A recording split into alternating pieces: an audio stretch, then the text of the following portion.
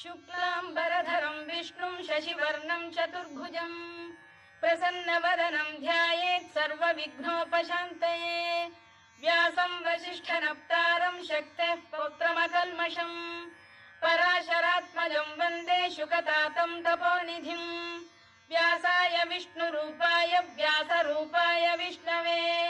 नमो वै ब्रह्मनिधये वासिष्ठाय नमो नमः अविकाराय शुद्धाय नित्याय परमात्मने सदैकरूपरूपाय विष्णवे सर्वजिष्णवे यस्य स्मरणमात्रेण जन्म संसारबन्धनात्